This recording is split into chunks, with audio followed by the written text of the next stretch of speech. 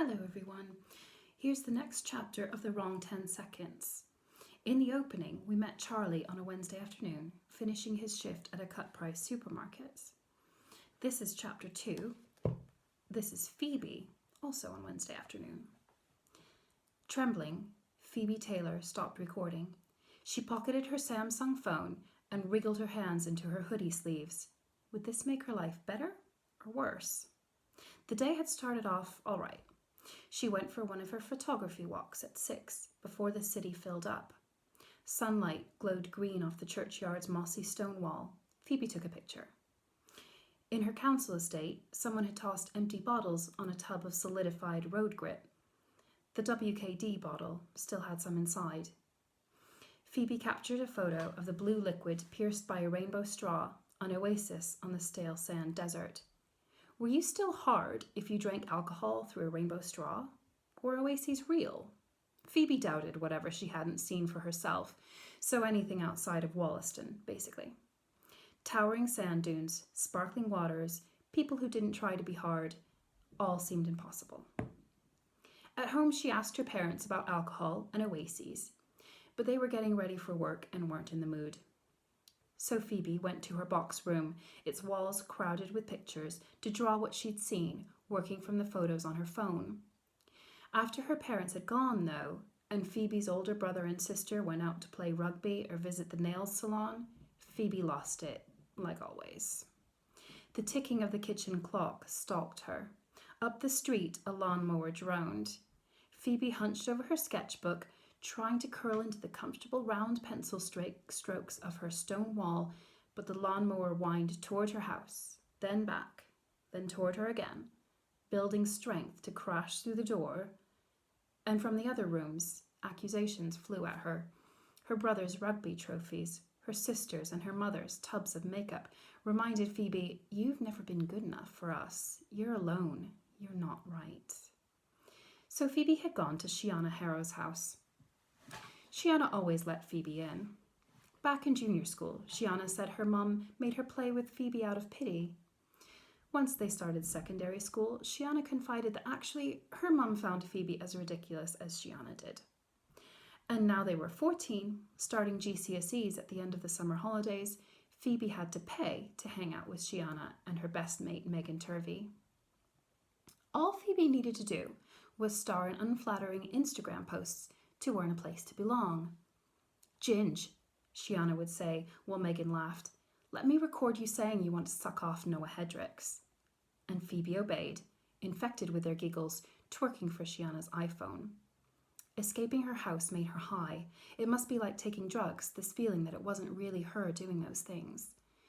After her performances, Phoebe scribbled in her sketchbook and listened to Shiana and Megan chatter. Shiana would check the videos she posted about Phoebe. They got as many comments as Shiana's selfies. Not nice ones, but it must be better than none. Today, Shiana had been in an especially nasty mood after arguing with her mum earlier. Her mum was a blonde fitness instructor who banned sweets from the house. Shiana's dad was usually at work, but when Phoebe did see him, he looked tired, as if he needed a sugar high. "Apparently, I haven't been active enough this holiday," Shiana indicated quote marks with her French manicured fingers. "She says I need to help out more and try to maintain my muscle tone." Megan shook her head, dark fringe falling over her even darker eyes. Her features were opposite to Shiana's, but she wore the exact same makeup. That's like total crap. "Yeah," the high person who wasn't really Phoebe agreed. Deeper within her hoodie, the real Phoebe didn't believe Shiana knew the meaning of the phrase. Help out. "I know, right?" Shiana sighed. "It's not like there's anything to do around here. You go out and it's just chavs and crazy special needs people and like refugees everywhere, with their long robes and stuff." "Someone left their bottles on the corner of my street," Phoebe observed, "with a rainbow straw. Do you think—" "God, I don't know how you always do that." Shiana turned her big blue eyes on Phoebe. "What? Find something else to say that no one gives a shit about?" Phoebe stopped being high. They might even have heard her crash. She ran her fingers over the spine of her notebook. She'd been about to show them her sketches. What was she thinking? If we could go on holiday, Shiana continued, tossing her blonde hair, but my dad has that stupid college job where his time off comes at weird parts of the year. The college must be a nice place, though. Seriously, Phoebe couldn't stop herself, like she hadn't crashed hard enough. Miss Shelley left our school to teach art there instead. Shiana's voice sweetened dangerously. Don't worry, it's a great place, but you're not quite special enough to go there. I bet they still do science and music, Megan added, so you wouldn't like it. Same with everywhere else. With her orange hair, her failure to use cosmetics, and her phobia of noise that caused her to boycott school assemblies and to flee chemistry experiments in terror, Phoebe didn't belong anywhere, so she might as well be here. Shiana stood up. Mum says we have to walk Nikki, and she wants us to get seeds from Fairford's for those weird healthy biscuits she makes. Come on, let's scout a location for Ginger's Instagram. Off they went, Shiana and Megan ahead, whipping around every few steps to check out who might be checking them. Then came Phoebe, then Shiana's new puppy, an end-of-year 9 gift from her parents, the proper dog Shiana had demanded. Phoebe hated the animal. Shiana didn't pay attention to Nikki, but the dog always looked excited to see her. Shiana found nothing interesting in the world except herself, while the dog found every single thing worthy of a search, a sniff, and sometimes a hopeful bark. It was bloody stupid, that dog. Too much like Phoebe herself. Nikki stopped to poo 2 streets from Shiana's as they approached the abandoned church and the curry house. Phoebe liked sketching the boarded-up church door and iron-girded windows and copying the calligraphy of the curry house's sign. Ginge! Shiana snapped a bag at Phoebe. Pick up after Nikki. Phoebe blinked, then did as she was told. Her ears buzzed and her stomach flip-flopped in time with the passing cars. Where was the high feeling? That feeling she was actually somewhere else. It didn't come. The real Phoebe was stuck here. The dog sniffed proudly around the area Phoebe had just cleaned. Wait, commanded Shiana, whipping out her phone. Don't bin that yet. Hold it up like you're going to eat it. OMG, OMG, Megan chanted deliriously as Shiana snapped the photo. Lol. Phoebe tossed the bag the instant the photo was taken. Their laughter wasn't numbing her as it was supposed to do. How likely was it everyone would forget this post before school started again? Sure they would, because Shiana would stage worse ones by then. They passed the Weatherspoons, the nails salon, and came to the newsagents.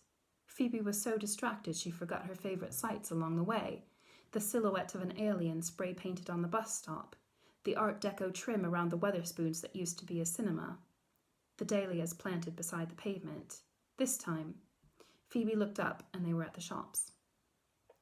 Shiana was on her phone, Megan leaning in as they summoned the lads. Noah Hedrick's group, because obviously it was Shiana who truly wanted to get off with Noah, the school's star footballer.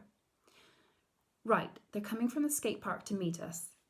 Shiana jabbed her phone towards Phoebe. You wait here on the corner for them while we're in Fairford's.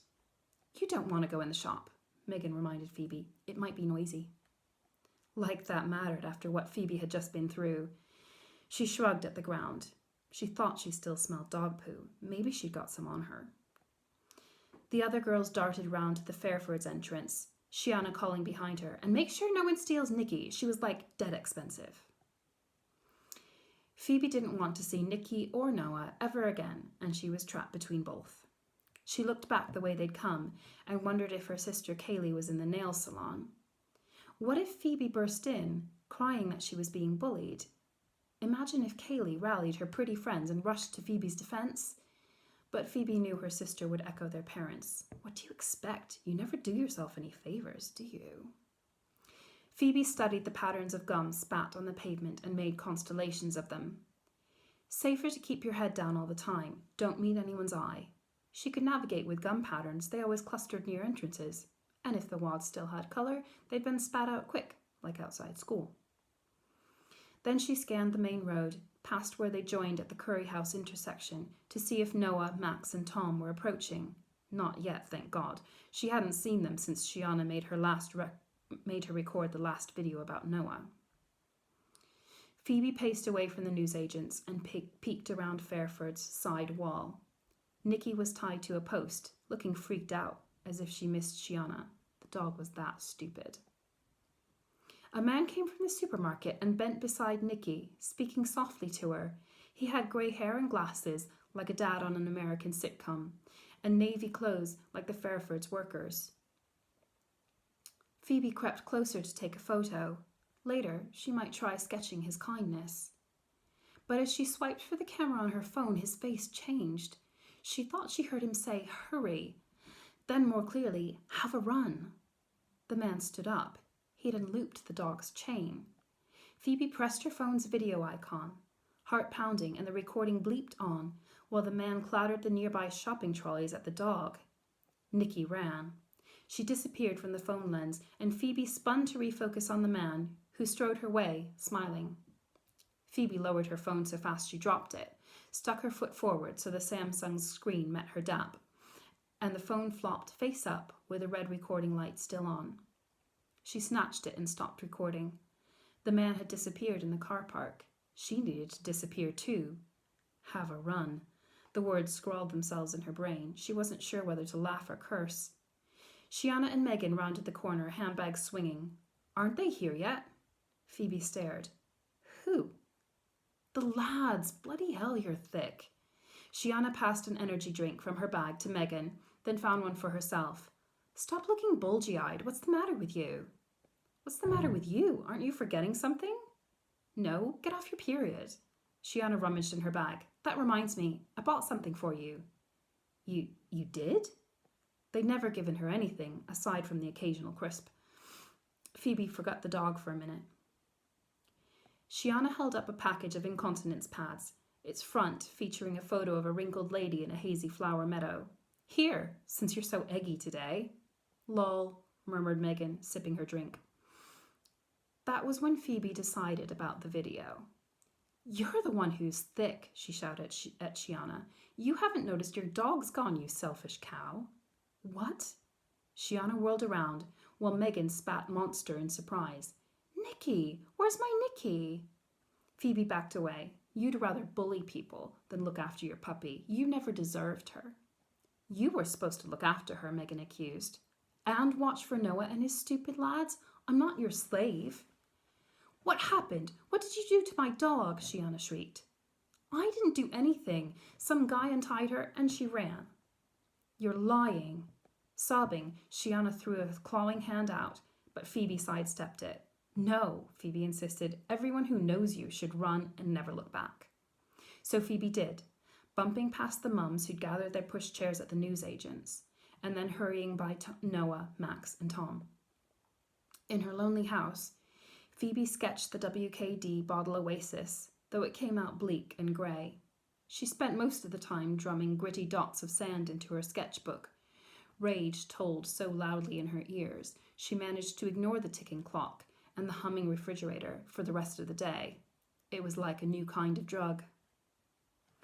That's the end of chapter 2. I'll have a video up for chapter 3 as well, so please keep reading.